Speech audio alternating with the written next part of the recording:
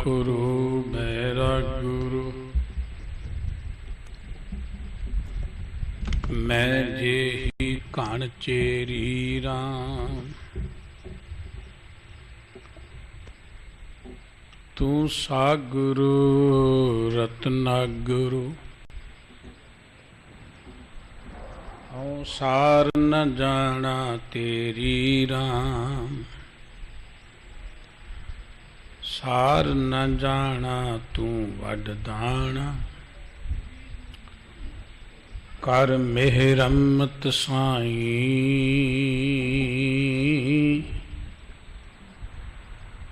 कृपा की जैसा मत दीजै। आठ पहर तुध त्याई, तुध आगे अरदास हमारी। जियो पिंड सब तेरा, कहो नानक सब तेरी वडियाई। कोई नाऊ ना जाने मेरा, सो कहो टल गुर सेविया। अहनिस सहज सुपाए, दर्शन परसै गुरु कै। जन्म मरण दुख जाए, होवै सिवत खसमंदी। नूर अरसों कुरसों चट्टीऐ, तुध डिठै सच्चे पातशाह। माल जन्म जन्म दी कट्टी है, सज्जन सच्चा पातशाह। सिर शाह दे शाह, जिस पास बैठिया सोही है सबना दा वेसा। वाहिगुरु जी पैरों महला चौथा, ते साधु हर मेलो स्वामी। जिन जपिया गत हुए हमारी, तिनका दर्श देख मन बिगसै। खिन खिन तिनको हों बलिहारी, ते साधु हर मेलो स्वामी। जिन जपिया गत हुए हमारी, तिनका दर्श देख मन बिगसै। खिन खिन तिनको हों बलिहारी, हर हृदय जप नाम मुरारी। कृपा कृपा कर जगत पित स्वामी, हम दासन दास की जय पनिहारी। रहाओ तिन मत तिन पत, तिन मत उत्तम तिन पत उत्तम। जिन हृदय वस्या बनवारी, तिनकी सेवा लाए हर स्वामी। तिन सिमरत गत हुए हमारी, जिन ऐसा सतगुर साध न पाया। ते हर दरगाह काढ़े मारी, ते नर निंदक शोभ न पावै। तिन नक काटे सिरजनहारी, हर आप बुलावै आपे बोलै। हर आप निरंजन निरंकार निराहारी, हर जिस तू मेल लहै सो तुद मिल से। जन नानक क्या एह जंत विचारी। हर आप बुलावै आपे बोलै। हरे आप निरंजन निरंकार निराहारी। हर जिस तू मेल लहै सो तुद मिल सी। जन नानक क्या एह जंत विचारी। वाहिगुरु जी का खालसा वाहिगुरु जी की फतेह।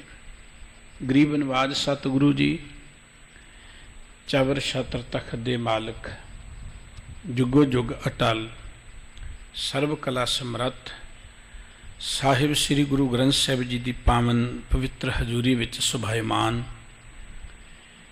परम सत्कार जो गुरु रूप खालसा साध संगत जीओ, वाहिगुरु जी की बख्शिश सदका अमृत वेले गुरु हजूरी विच बैठ के गुरबाणी कीर्तन श्रवण करन दा सुभाग प्राप्त होया है। उस परम पिता वाहिगुरु जी दे प्यार विच जुड़ के अपने जीवन दीयां इह घड़ियां सफल बनाईयां ने।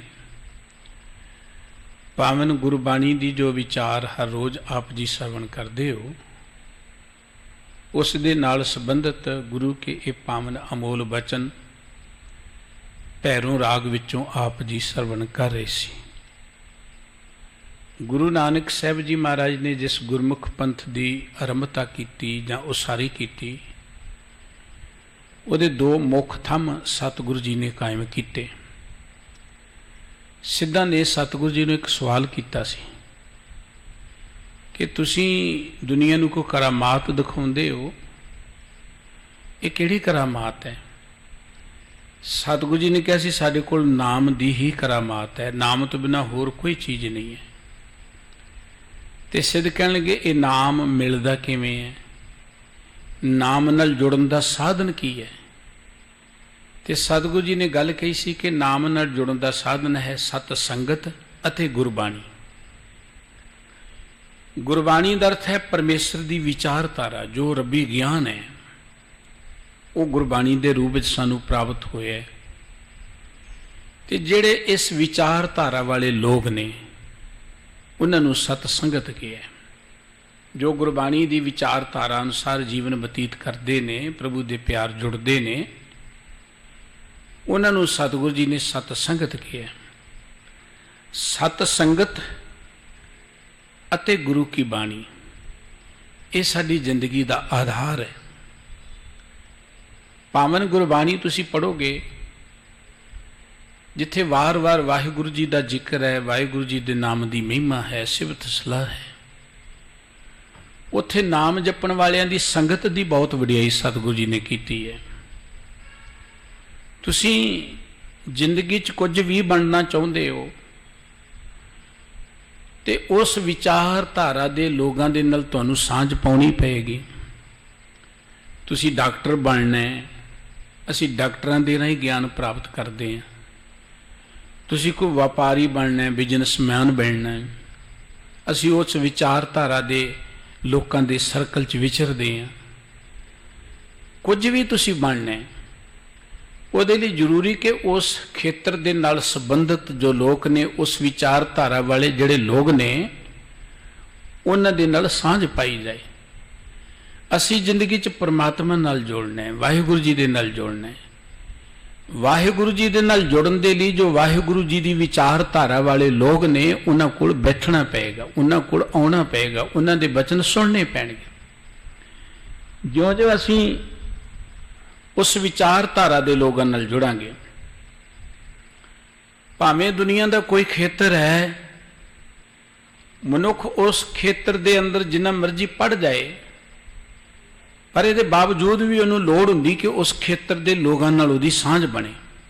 कामयाबी तां मिलती है, पढ़ना अलग चीज़ है, पर कामयाबी जिहड़ी है वो तां मिलती है जे उस खेत्र नाल संबंधित लोगों के नाल साडी जान पछाण होवे। परमात्मा का कोई नाम जपदा है, बहुत भागां वाला है। कोई धर्म कर्म करदा है, बहुत महान गल है। पर जिथों तक परमात्मा नूं मिलण दी गल है, परमात्मा दे प्यार च जुड़न दी गल है, ਉਹਦੇ ਲਈ ਜ਼ਰੂਰੀ ਹੈ कि जो परमात्मा ਦੇ ਪਿਆਰ 'ਚ ਰੰਗੇ ਹੋਏ ਨੇ ਉਹਨਾਂ ਦੇ ਨਾਲ ਆਪਾਂ ਸਾਂਝ ਪਾਈਏ, ਉਹਨਾਂ ਦੀ ਸੰਗਤ ਕਰੀਏ, ਜਿਹਨੂੰ ਸਤਿਗੁਰੂ ਜੀ ਨੇ ਸਤ ਸੰਗਤ ਕਿਹਾ।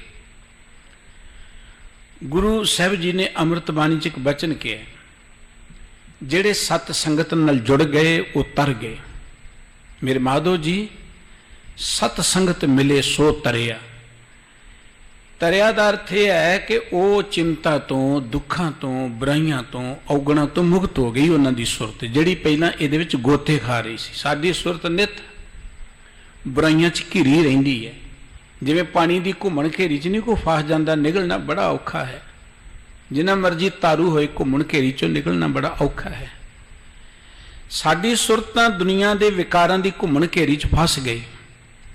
ਅਸੀਂ ਆਪਣੇ ਕਿਸੇ ਜਪ ਰਾਹੀਂ, ਤਪ ਰਾਹੀਂ, ਕਿਸੇ ਹੱਠ ਰਾਹੀਂ, ਕਿਸੇ ਗਿਆਨ ਰਾਹੀਂ, ਕਿਸੇ ਯਤਨ ਰਾਹੀਂ ਇਸ ਘੁੰਮਣ ਘੇਰੀ 'ਚੋਂ ਨਿਕਲ ਹੀ ਨਹੀਂ ਸਕਦੇ।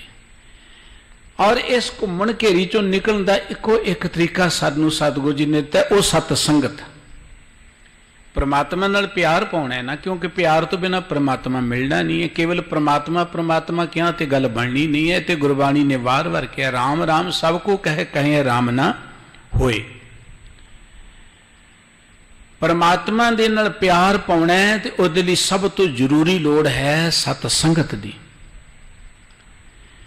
भगत जी का एक बड़ा प्यारा बचन कि साध संगत बिन भाव ना उपजै, भाव बिन भगत ना होए तेरी। साध संगत तो बिना परमात्मा का प्यार नहीं पैदा होना, प्यार तो बिना परमात्मा की भगती नहीं होनी।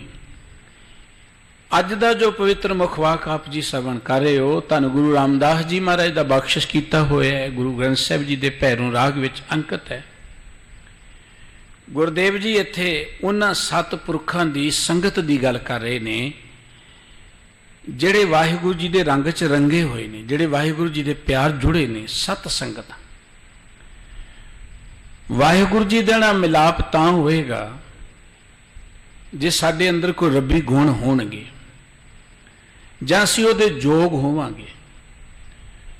उहदे जोग होण लई जरूरी है कि असीं उन्हां दी संगत च बैठ के ਜਿਹੜੇ वाहिगुरु जी के प्यार च जुड़े ने अपनी भी सुरत उहो जी बनाइए, अपनी आपनूं उस दे जोग बनाइए। सत संगत साडी जिंदगी दी घाड़त कढ़दी है। सत संगत साडी सुरत नूं उचियां उठाउंदी है। भगत जी ने गल कही सी कि कल्ला बंदा तुरिया जाए ना, कल्ला भावें वो जवान भी होवे, तगड़ा होवे, रस्ते च कोई रुकावट आ जाए 100 वेरा सोचेगा कि पता नहीं इनू पार कर सकता कि नहीं कर सकता, मन च सोचने लिए मजबूर हो जाएगा, इकल्ला है। पर जे काफिला तुरिया जा रहा है ना, काफिला बहुत सारे लोग, तो उहदे च कई तगड़े ने, कई कमजोर ने। तगड़ियां वाल देख के कमजोरां दा भी हौसला वध जांदा है, वो भी उस रुकावट नूं पार कर लैंदे ने। सत संगत इवें साडे अंदर हौसला पैदा करदी है, चाह पैदा करदी। तिन्हां देख मन चाओ उठंदा, हों कद पाई गुण तासा। ਜਿਹੜੇ ਰੱਬ ਦੇ ਪਿਆਰ ਚ ਰੰਗੇ ਹੋਏ ਨੇ ਉਹਨਾਂ ਵੱਲ ਦੇਖ ਕੇ ਸਾਡੇ ਅੰਦਰ ਵੀ ਚਾਓ ਜਾਗਦਾ, ਉਹਨਾਂ ਦਾ ਅਸਰ ਸਾਡੇ ਪੈਂਦਾ। ਸਿਆਣੇ ਕਹਿੰਦੇ ਜੈਸੀ ਸੰਗਤ ਤੈਸੀ ਰੰਗਤ, ਜਿਹੋ ਜੀ ਸੰਗਤ ਹੋਏਗੀ ਉਹੋ ਜਿਹਾ ਸੁਭਾਅ ਬਣ ਜਾਏਗਾ। ਦੁਨੀਆ ਦੀ ਹਰ ਚੀਜ਼ ਸੰਗਤ ਦੇ ਅਸਰ ਨੂੰ ਪ੍ਰਵਾਨ ਕਰਦੀ ਹੈ। ਮਿੱਟੀ ਅਸਰ ਨੂੰ ਪ੍ਰਵਾਨ ਕਰਦੀ ਹੈ, ਪਸ਼ੂ ਅਸਰ ਨੂੰ ਪ੍ਰਵਾਨ ਕਰਦੇ ਨੇ, ਪੰਛੀ ਅਸਰ ਨੂੰ ਪ੍ਰਵਾਨ ਕਰਦੇ ਨੇ। ਮਨੁੱਖ ਦੇ ਉੱਪਰ ਤੇ ਬਹੁਤ ਜਲਦੀ ਅਸਰ ਪੈਂਦਾ ਹੈ ਸੁਸਾਇਟੀ ਦਾ, ਸੰਗਤ ਦਾ। ਤੇ ਸਾਹਿਬ ਜੀ ਕਹਿੰਦੇ ਆਪਾਂ ਅਰਦਾਸ ਕਰੀਏ ਕਿ ਵਾਹਿਗੁਰੂ ਸਾਨੂੰ ਰੰਗ ਰਤਿਆਂ ਦੀ ਸੰਗਤ ਮਿਲ ਜੇ, ਤੁਹਾਡੇ ਪਿਆਰ ਜੁੜਿਆਂ ਦੀ ਸੰਗਤ ਵਿੱਚ ਬੈਠਣ ਦਾ, ਉਹਨਾਂ ਦੀ ਸੇਵਾ ਦਾ ਸਾਨੂੰ ਮੌਕਾ ਮਿਲੇ। ਧੰਨ ਗੁਰੂ ਰਾਮਦਾਸ ਜੀ ਪਾਤਸ਼ਾਹ ਜੋ ਸਾਨੂੰ ਇਸ ਮੁੱਖ ਵਾਕ ਰਾਹੀਂ ਗਿਆਨ ਬਖਸ਼ ਰਹੇ ਨੇ, ਆਓ ਆਪਾਂ ਮਿਲ ਕੇ ਗਰੀਬ ਨਿਵਾਸ ਸਤਿਗੁਰੂ ਜੀ ਦੇ ਇਹਨਾਂ ਪਾਵਨ ਬਚਨਾਂ ਦੀ ਵਿਚਾਰ ਸਾਂਝੀ ਕਰੀਏ। ਸਤਿਗੁਰੂ ਜੀ ਦੇ ਪਿਆਰ 'ਚ ਜੁੜੀਏ ਜੀ। ਮਨ ਬਿਰਤੀਆਂ ਨੂੰ ਟਿਕਾਉਂਦੇ ਹਾਂ, ਮੁਖ ਤੋਂ ਸਾਰੇ ਹੀ ਉਚਾਰਨ ਕਰੀਏ सतनाम वाहिगुरु साहिब जी। पैरों महला चौथा ते साधु हर मेलो स्वामी, जिन जपियां गत होए हमारी। ये पावन बचन गुरु ग्रंथ साहिब जी के पावन अंक 1135 ते अंकित ने। गुरु रामदास जी महाराज के इस पवित्र मुख वाक दियां जो मुख केंद्री पंक्तियां ने, सतगुरु जी उत्थे बचन कह रहे कि हर हिरदय जप नाम मुरारी, कृपा कृपा कर जगत पित स्वामी, हम दासन दास की जय पनिहारी। हर हे हरि वाहिगुरु जीओ मेरे ते बख्शिश करो। हिरदय जप, जप दे पप्पे नूं सियारी है, जप दा अर्थ है जपी। मेरे ते बख्शिश करो कि वाहिगुरु जी मैं तुहाडे नाम नूं जपदा रहा, तुहाडे नाम नूं चेते कर सकां। हुण वाहिगुरु जी दे नाम च साडा मन जुड़िया रहे, उहदे लई साधन की है? वो है सत संगत। क्योंकि असी ज़्यादातर कहने साडा मन नाम च लगदा नहीं है, बाणी च जुड़दा नहीं है। बाणी बड़ी पढ़ते हैं, तो बाणी पढ़ते किवें आ? बाणी पढ़न का एक होर तरीका चल पिया जी, असीं WhatsApp ते ही सतसंगत करते हैं। WhatsApp ते सतसंगत ताइयों गुरुद्वारे खाली हो गए ना। असीं टैलीविजन ते बैठ के सुन लैंदे आ जी।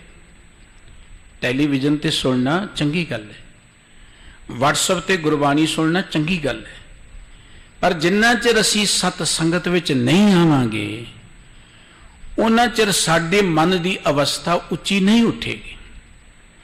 सतसंगत की बहुत वड्डी महानता है।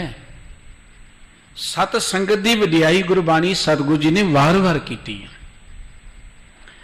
हुण बाणी बहुत पढ़ते हैं भागां वाले प्राणी, उन्हें सारे नूं नमस्कार है। बहुत बाणी पढ़ी जा रही है, बहुत उत्तम कर्म किए जा रहे हैं, पर साडे मन अंदर खिंडा क्यों है? मन टिकदा क्यों नहीं है? उसदा कारण कि असीं गल ते उही कर रहे ना, को कल्ला बैठ के वाहिगुरू वाहिगुरू जप ले चंगी गल है, को कल्ला बैठ के WhatsApp नूं देख ले, उहदे च ते उहदे च की फर्क है? जे WhatsApp ते बैठ के ही रब नूं मिलिया जाए फिर तो काम ही बड़ा सुख है।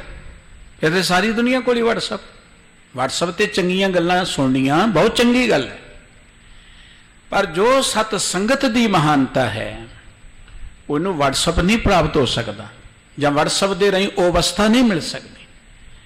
साडे गुरुद्वारियां च खास करके बीबियां ने तो आउणा ही बंद कर दिता है, क्योंकि एक बीबी का फोन है कि नहीं असीं WhatsApp ते सतसंगत करते जी। हुण तां हैरानी की गल है, गुरु साहब ने ये सानू जो सतसंगत दी यदि कोई मानता ही नहीं है। भला ये अज का WhatsApp गुरु साहब तो सियाणा हो गया कोई?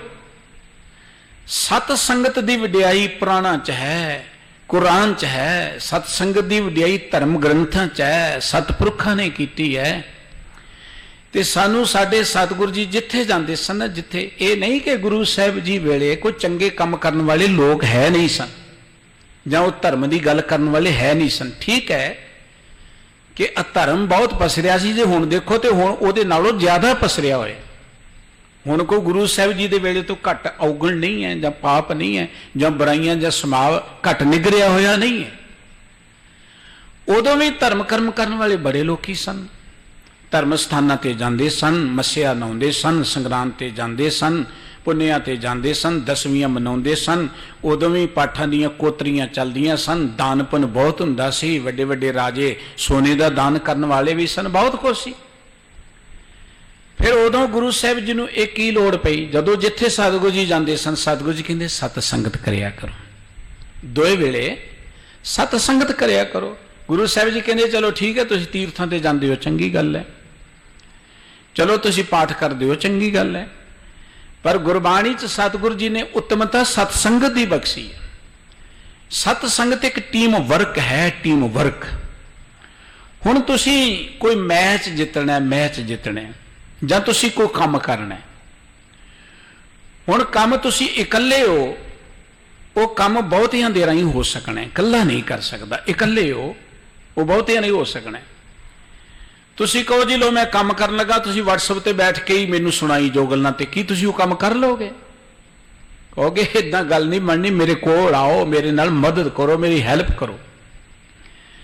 बिल्कुल इदां जिंदगी अंदर जे आपां सुरत नूं उचियां उठाउणा ਤੇ ਉਹਦੇ ਲਈ ਸਤ ਸੰਗਤ ਵਿੱਚ ਬੈਠਣਾ ਪਏਗਾ। ਸਤ ਸੰਗਤ ਇੱਕ ਟੀਮ ਵਰਕ ਹੈ, ਸਤ ਸੰਗਤ ਇੱਕ ਲੈਬੋਰਟਰੀ ਹੈ ਜਿੱਥੇ ਅਸੀਂ ਐਕਸਪੈਰੀਮੈਂਟ ਕਰਨਾ ਹੈ ਜੁੜਨ ਦਾ, ਵਾਹਿਗੁਰੂ ਜੀ ਦੇ ਪਿਆਰ ਜੁੜਨ ਦਾ। ਸਤ ਸੰਗਤ ਵਿੱਚ ਇੱਕ ਇਹੋ ਜਿਹੀ এনवायरमेंट ਬਣਦੀ ਹੈ ਜੋ WhatsApp ਤੇ ਨਹੀਂ ਬਣ ਸਕਦੀ, ਜੋ ਹੋਰ ਕਿਸੇ ਥਾਂ ਤੇ ਨਹੀਂ ਬਣ ਸਕਦੀ। ਇਸ ਕਰਕੇ ਗੁਰੂ ਸਾਹਿਬ ਜੀ ਨੇ ਗੱਲ ਕਹੀ ਕਿ ਵਾਹਿਗੁਰੂ ਜੀ ਮੇਰੇ ਤੇ ਕਿਰਪਾ ਕਰੋ, ਮੈਂ ਹਰ ਵੇਲੇ ਤੁਹਾਡੇ ਨਾਮ ਨੂੰ ਜਪਾਂ ਤੇ ਉਹਦੇ ਲਈ ਰਹਿਮਤ ਕਰੋ। ਕਿਰਪਾ ਕਰ ਜਗਤ ਪਿਤ ਸੁਆਮੀ, ਹਮ ਦਾਸਨ ਦਾਸ ਕੀਜੈ ਪਨਿਹਾਰੀ। ਜਗਤ ਦੇ ਮਾਲਕ हे ਪਿਤਾ ਵਾਹਿਗੁਰੂ ਜੀਓ, ਸਾਡੇ ਤੇ ਇੱਕ ਕਿਰਪਾ ਕਰੋ, ਦਇਆ ਕਰੋ। ਜਿਹੜੇ ਤੁਹਾਡੇ ਦਾਸ ਨੇ, ਤੁਹਾਡੇ ਦਾਸਾਂ ਦੇ ਦਾਸ ਅਸੀਂ ਬਣ ਕੇ ਉਹਨਾਂ ਦਾ ਪਾਣੀ ਭਰੀਏ, ਉਹਨਾਂ ਦੀ ਸੇਵਾ ਕਰੀਏ। ਭਾਵ ਸਤ ਸੰਗਤ ਵਿੱਚ ਆ ਕੇ ਅਤ ਨਿਰਮਾਣਤਾ ਨਾਲ ਬੈਠੀਏ, ਸਤ ਸੰਗਤ ਵਿੱਚ ਆ ਕੇ ਅਤ ਨਿਰਮਾਣਤਾ ਨਾਲ ਬੈਠੀਏ।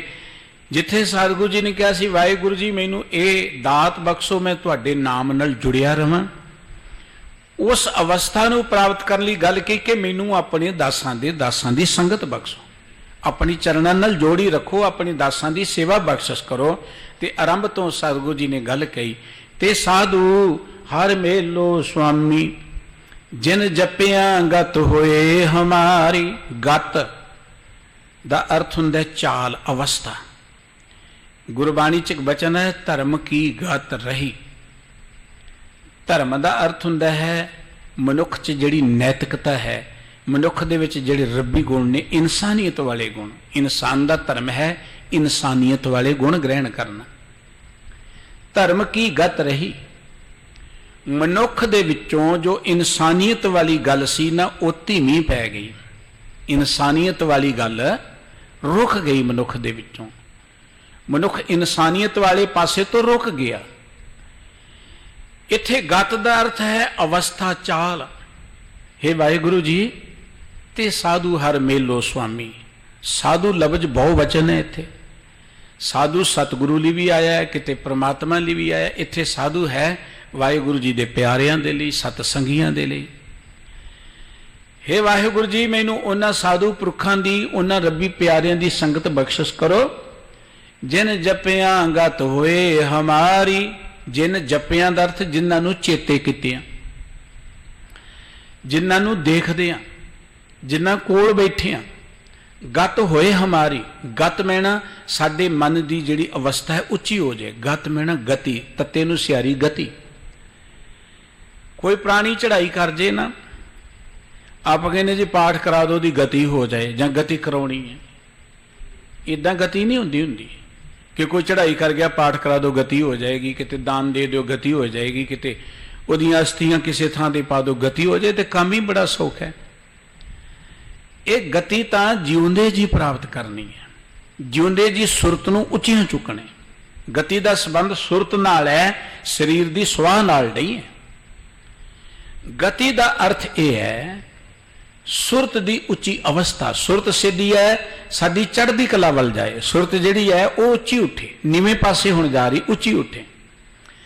ਹੇ ਵਾਹਿਗੁਰੂ ਜੀ ਇਹੋ ਜਿਹੇ ਸਾਧੂ ਪੁਰਖਾਂ ਦੀ ਸੰਗਤ ਸਾਨੂੰ ਬਖਸ਼ੋ, ਉਹਨਾਂ ਨਾਲ ਸਾਨੂੰ ਮਿਲਾਓ ਜਿਨ੍ਹਾਂ ਨੂੰ ਚੇਤੇ ਕੀਤੇ ਹੀ ਸਾਡੇ ਮਨ 'ਚ ਚਾਓ ਜਾਗ ਪਏ, ਚੜ੍ਹਦੀ ਕਲਾ ਜਾਗੇ।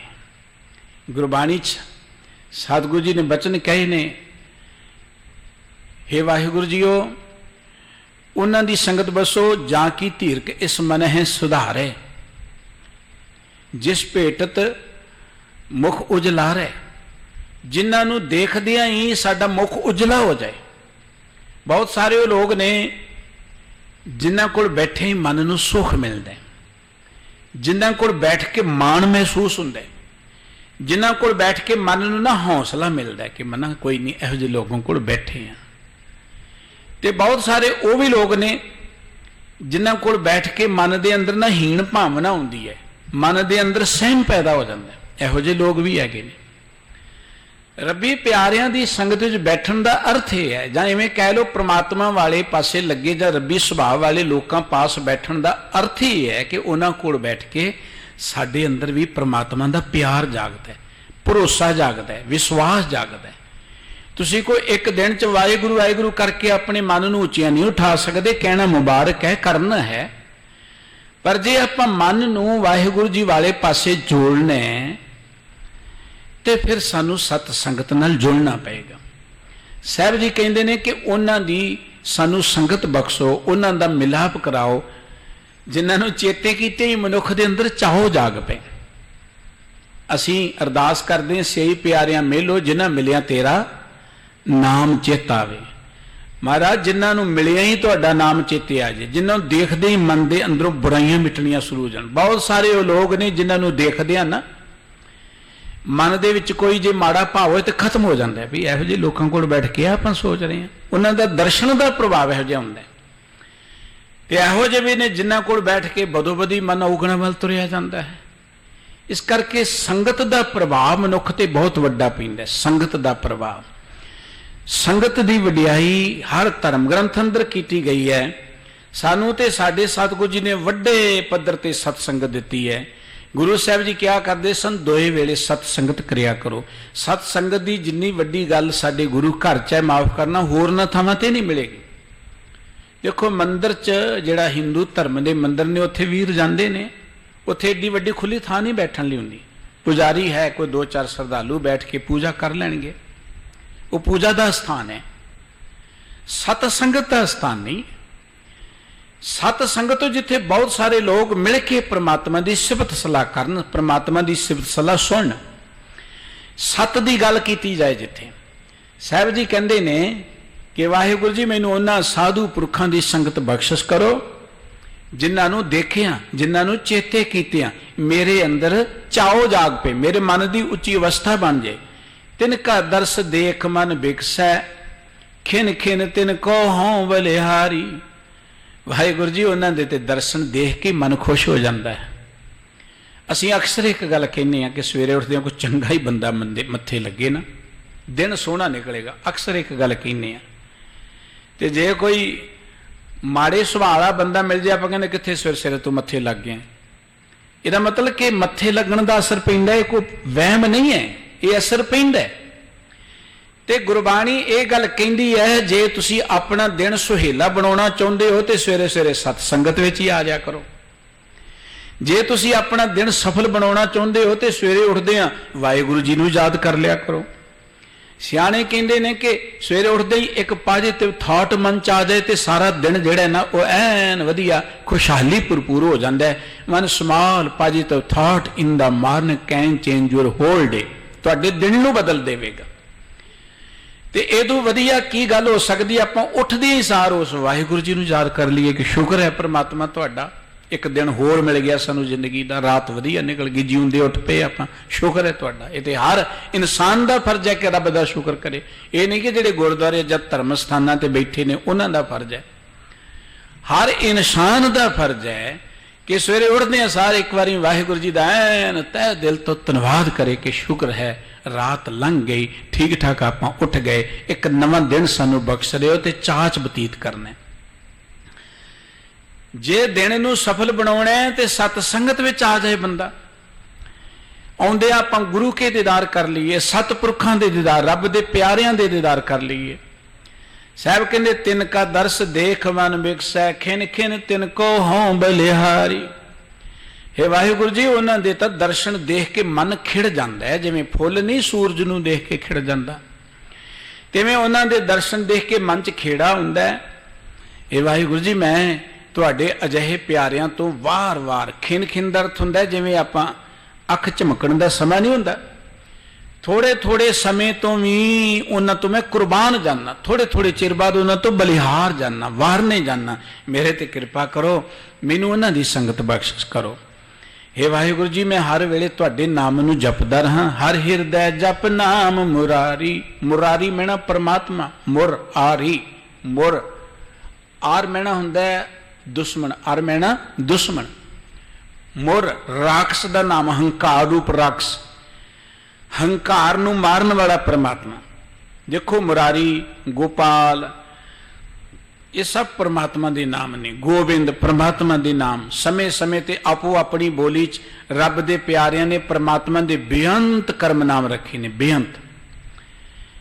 ਤੇ ਪਰਮਾਤਮਾ ਦੇ ਨਾਮ ਕਈ ਵਾਰੀ ਲੋਕਾਂ ਨੇ ਵੀ ਰੱਖ ਲਏ ਨੇ। ਕਰਤਾਰ ਕਈ ਲੋਕਾਂ ਦਾ ਨਾਮ ਹੈ, ਗੋਬਿੰਦ ਕਈ ਲੋਕਾਂ ਦਾ ਨਾਮ ਹੈ, ਗੋਪਾਲ ਬੜੇ ਤੁਰੇ ਫਿਰਦੇ ਸਾਡੇ ਆਲੇ ਦੁਆਲੇ। ਇਹਦਾ ਮਤਲਬ ਇਹ ਨਹੀਂ ਕਿ ਉਹ ਰੱਬੀ ਬਣ ਗਏ ਨੇ, ਇਹਦਾ ਮਤਲਬ ਇਹ ਨਹੀਂ कि रब ने, रब वाला नाम रख लिया उन्होंने। रब का वैसे नाम कोई नहीं है, ये तो जिदा का किसी को रब का कोई गुण नजर आया उही उन्हें नाम लैके चेते कर लिया। कर्म नाम बरनत सुमत। मुरारी परमात्मा का नाम है, गोपाल परमात्मा का नाम है, इसे तरीके दमोदर परमात्मा का नाम है, गोविंद परमात्मा का नाम, ईश्वर परमात्मा का नाम है। ईश्वर बड़े तुरे फिरते हैं साडे आंढ गुआंढ। कई ने तो वाहिगुरु नाम रखना शुरू करता। हुण वो वाहिगुरु की आपां कवांगे वो वाहिगुरु ने? वाहिगुरु नाम आम लोगों ने रखे। वाहिगुरु पाल सिंह हुंदे होवे सुभाव, भावें उन्हां दा पत्थर वर्गा होए, लोकां दे जुल्म करन वाले होण। मैनूं याद है एक वाहिगुरु पाल सी, वो सी डॉक्टर, पर गरीबां प्रति को दिया ही नहीं, तो नाम वाहिगुरु पाल सिंह। हुण वाहिगुरु नाम रखण नाल, गोपाल रखण नाल कोई रब तो नहीं बन जाएगा। नाम रखना मुबारक है, पर लक्षण गुण भी तो हो होण, सुभाव भी तो हो होए ना। इस करके मुरारी परमात्मा का नाम है। उवें कई ने आले दुआले जां कई अवतारी पुरखों भी मुरारी गोबिंद गोपाल कहा गया। ये मैं तां रोज इस गल ते जोर दिंदा कि एक सोच खिलर रही है साडे च। देखो जी, आ कृष्ण जी के सारे नाम गुरु ग्रंथ साहिब जी च आए ने, कृष्ण जी के नाम नहीं आए। कृष्ण जी ने यह नाम लाए लोगों ने चाह नाल, शरधा नाल। कृष्ण जी का नाम कृष्ण भी नहीं, वो कान सी नाम। कृष्ण हुंदा सावले नूं आपां कहने, कृष्ण रब नूं कहा जांदा है, विष्णु रब नूं कहा जांदा है। इस करके लोगों ने शरधा दे नाल, अवतारी पुरखों के नाल भी ये नाम जोड़ ले। आम लोगों नाल जोड़े जाते हैं तो उन्हां नाल जोड़ना एक कुदरती गल सी। मुरारी दा अर्थ है परमात्मा। सतगुरु जी कहते हे वाहिगुरु मेरे ते बख्शिश करो, मैं तुहाडे नाम नूं जपदा रहा। कृपा कृपा कर जगत पित स्वामी, हम दासन दास कीजे पनिहारी। हे जगत दे पिता मेरे वाहिगुरु जी, मालक प्रभु जी, साडे ते ये दया करो कि सानू अपने दासां दे सेवादार बना लो। पनिहारी दर्थ ने पानी भरन वाले, पानी भरन दर्थ ने लै भी मैं तेरा पानी भरांगा, भाव तेरे अनुसार चलांगा। सानू अपने दासां दे सेवादार बना लो, उन्हां दी संगत बख्शिश करो। क्योंकि तिन मत उत्तम तिन पत उत्तम, जिन हिरदै वसिया बनवारी। बनवारी भी परमात्मा नूं कहा गया। जिन्हां मनुखां दे हिरदे अंदर परमात्मा दा प्यार वस गया, परमात्मा दा नाम वस गया, उन्हां दी मत उत्तम हो जाती है। जिन्नी उच्ची मत परमात्मा दी, परमात्मा का नाम जपण वाले भी उन्ने उच्चे हो जाते हैं। गल सी कि उन्हां दी संगत मिलो जिन्हां कोल बैठ के साडी गत उच्ची होए। एक बचन असी रोज पढ़ते, मन्ने की गत कही ना जाए। जेड़े वाहिगुरु जी ने नाम नूं मन लेना, उन्हां दी अवस्था, उन्हां दी गति, उन्हां दी सुरत दा लैवल बयान नहीं किया जा सकता कि कित्थे उन्हां दी सुरत है। साहब जी कहते जेड़े वाहिगुरु जी दे प्यार जुड़ के तिन मत उत्तम, उन्हां दी मत उत्तम हुंदी है, महान हुंदी है। तुसी जिंदगी च महान बनना है तो उत्तम मत की लोड़ है। वो मत जिहड़ी दुनियावी तौर पर पढ़ना बहुत चंगी गल है, दुनिया च रहना तो दुनिया की जानकारी होनी चाहिए है, साडे कोल दुनियावी इंफॉर्मेशन होनी चाहिए है।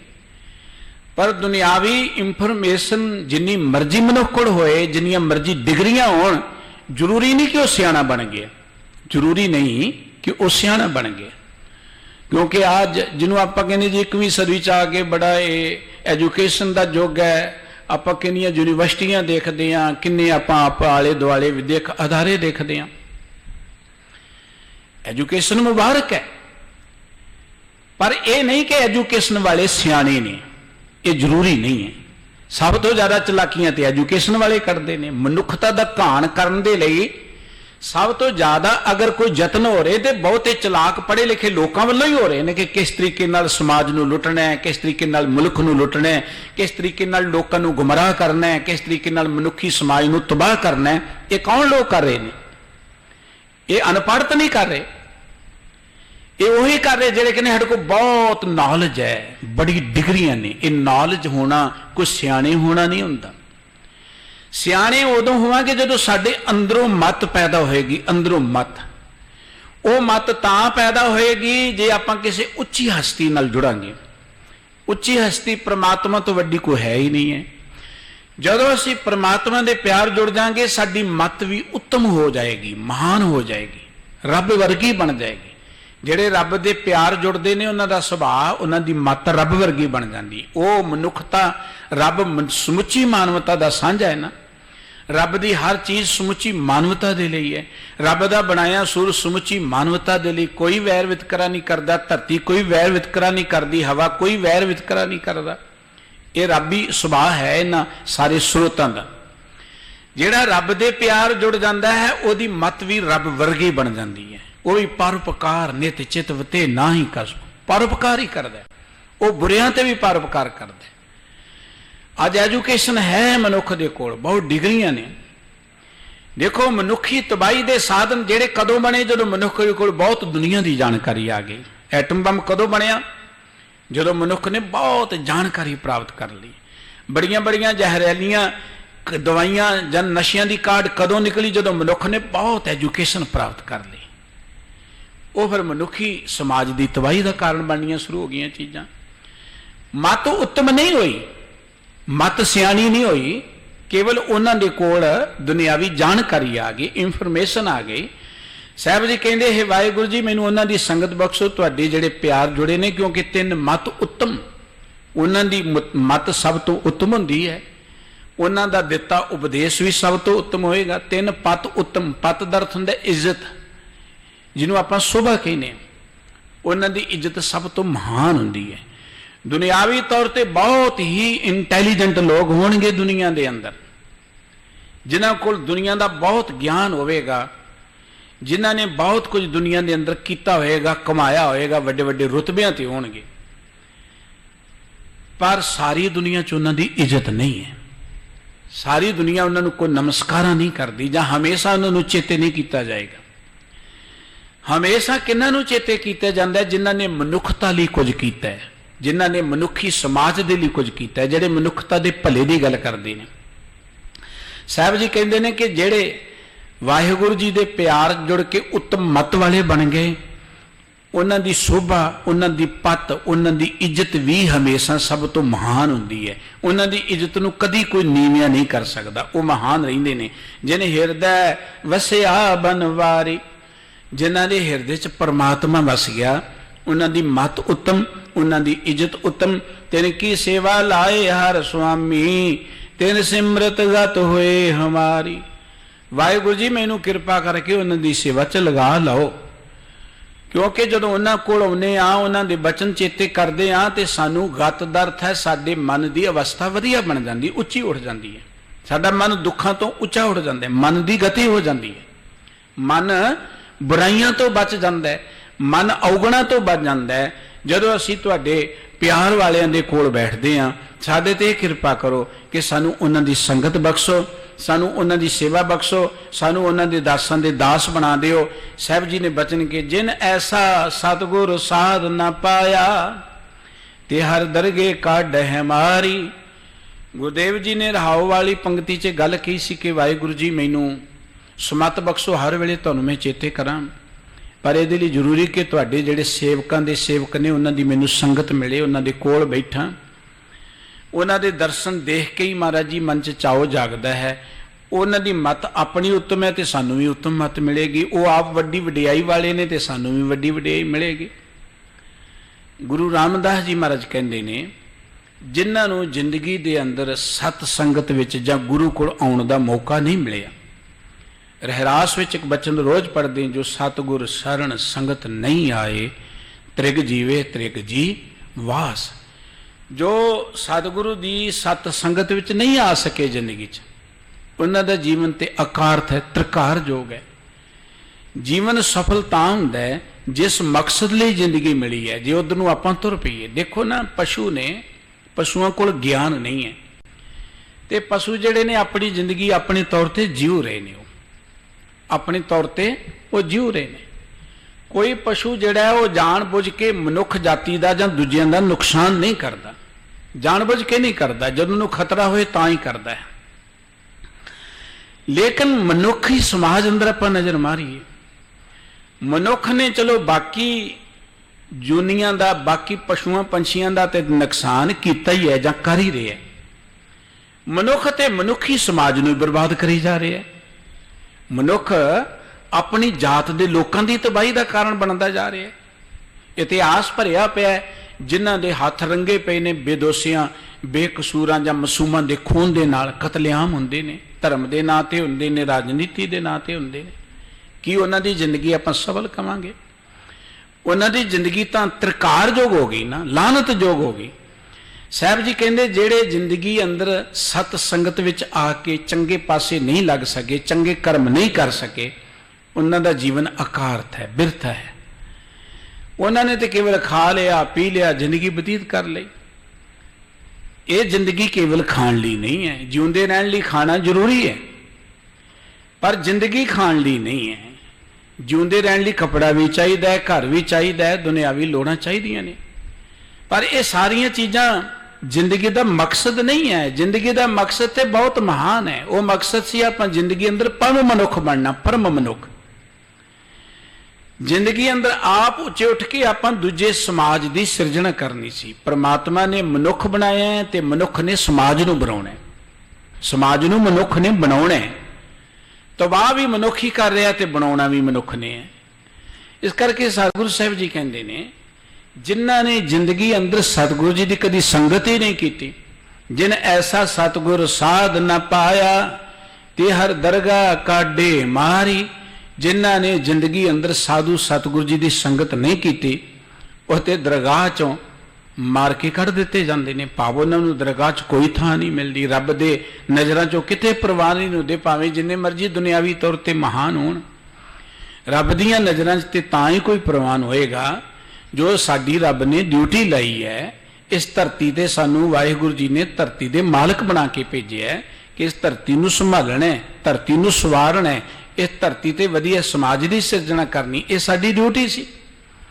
पर मनुख नूं ते अपने खाण पीण चों ही वेल नहीं है।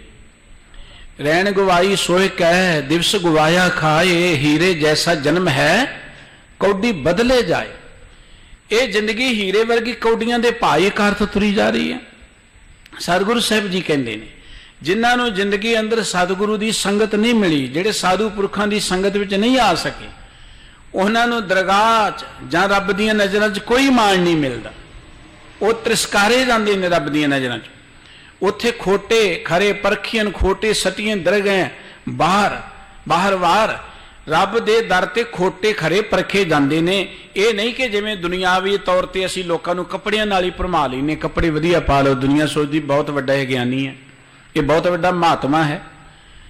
दुनिया नूं असीं बाहरले अंडंबन दे नाल प्रभावित कर लैंदे आ। असीं अपने पैसे के जोर नाल प्रभावित कर लैंदे आ, रुतबे के जोर नाल प्रभावित कर लैंदे आ, अपनी सियाणपां चितराइयां चलाकियां दे नाल लोकां च असीं अपनी प्रतिष्ठा बना लैंदे आ। बड़े साधन ने मनुख ने बनाए हुए। उवें अंदरों मेरे वर्गा कूड़ नाल भरिया हुंदा है ते बाहरों किसी धर्म स्थान ते माड़ा जिहा काम करके वो धार्मिक बन जांदा है।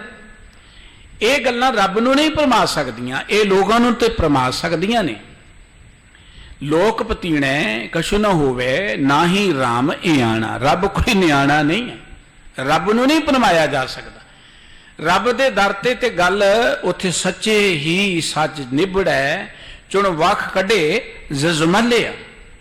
रब दे दर ते ऐन जो नबेड़ा होना है ना, उन्होंने को बदल नहीं सकता, उस कानून को बदल नहीं सकता। इस करके सतगुरु साहिब जी कहते हैं कि जिन्हों ने जिंदगी अंदर कभी गुरु की गल नहीं सुनी, सत संगत नाल नहीं जुड़े, वो तो रब की दरगाह च प्रवान ही नहीं होने। उन्होंने तो बाहर कढ़ दिता जाएगा, मार के कढ़िया जाएगा।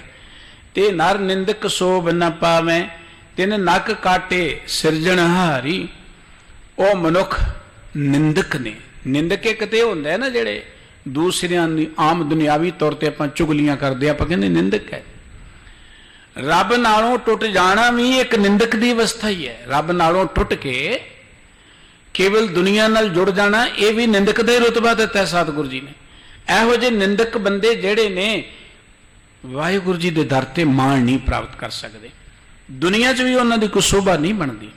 बाबा फरीद साहब जी ने एक अमृत बचन कहा सी, फरीदा तिना मुख डरावने जिनी विसारियो नाओ, ऐथे दुख घनेरिया अगे ठौर न ठाओ। जिन्हां ने नाम भुलाता, प्रभु नूं भुला दिता, उन्हां दे मुख डरावने। डरावने किद्दां हुंदे ने? ठीक है, देखण नूं रंग रूप सोहणे, नैन नक सोहणे ने, बाहरों उन्हां दे कपड़े लत्ते बड़े सोहणे ने, पर मत्थे ते त्यूड़ियां पईयां होईयां ने। हंकार है मन विच, ईरख है मन दे अंदर। ਇਹ ਤੇ ਸੋਹਣੇ ਹੋਣ ਨਾਲ ਅੰਦਰੋਂ ਈਰਖਾ ਤਾਂ ਨਹੀਂ ਨਾ ਮਿਟ ਜਾਏਗੀ। ਅੰਦਰ ਈਰਖਾ ਹੋਏ, ਨਫ਼ਰਤ ਹੋਏ, ਹੰਕਾਰ ਹੋਏ, ਕ੍ਰੋਧ ਹੋਏ, ਲਾਲਚ ਹੋਏ, ਤ੍ਰਿਸ਼ਨਾ ਹੋਏ, ਉਹ ਮੱਥੇ ਦਾ ਮੂੰਹ ਤੇ ਡਰਾਉਣਾ ਹੁੰਦਾ ਹੈ। ਉਹਦੇ ਮੱਥੇ ਤੇ ਤਾਂ ਤਿਉੜੀਆਂ ਪਈਆਂ ਹੁੰਦੀਆਂ ਬੰਦੇ ਦੇ। ਇਸ ਕਰਕੇ ਸਤਿਗੁਰੂ ਸਾਹਿਬ ਜੀ ਕਹਿੰਦੇ ਨੇ ਕਿ ਇਹੋ ਜਿਹੇ ਬੰਦੇ ਜਿਹੜੇ ਨੇ ਉਹ ਸ਼ੋਭਾ ਨਹੀਂ ਪਾਉਂਦੇ, ਇੱਥੇ ਵੀ ਨਹੀਂ ਸ਼ੋਭਾ ਪਾਉਂਦੇ। ਤਿੰਨ ਨੱਕ ਕਾਟੇ ਸਿਰਜਣਹਾਰੀ। ਨੱਕ ਕਦੋਂ ਕੱਟਿਆ ਜਾਂਦਾ? ਕਿਸੇ ਬੰਦੇ ਦੀ ਬੜੀ ਬੇਇੱਜ਼ਤੀ ਜੀ ਹੋਏ ਨਾ, ਆਪਾਂ ਕਹਿੰਦੇ ਇਹਦਾ ਨੱਕ ਕੱਟਿਆ ਗਿਆ, ਇਹਦਾ ਕੋਈ ਨੱਕ ਨਮੂਜ ਰਹਿ ਹੀ ਨਹੀਂ ਗਿਆ। ਨੱਕ ਕਾਟੇ ਦਾ ਅਰਥ ਇਹ ਹੈ ਕਿ ਪ੍ਰਮਾਤਮਾ ਦੀਆਂ ਨਜ਼ਰਾਂ 'ਚ ਉਹ ਬੇਇੱਜ਼ਤੀ ਗਿਣੇ ਜਾਂਦੇ ਨੇ। ਪ੍ਰਮਾਤਮਾ ਨੇ ਉਹਨਾਂ ਨੂੰ ਕਰੂਪ ਬਣਾਇਆ, ਪ੍ਰਮਾਤਮਾ ਨੇ ਉਹਨਾਂ ਨੂੰ ਕੋਈ ਵਡਿਆਈ ਨਹੀਂ ਦੇਣੀ, ਕਿਉਂਕਿ ਉਹਨੇ ਜ਼ਿੰਦਗੀ ਅੰਦਰ ਚੰਗਾ ਕੰਮ ਕੀਤਾ ਹੀ ਕੋਈ ਨਹੀਂ ਹੈ।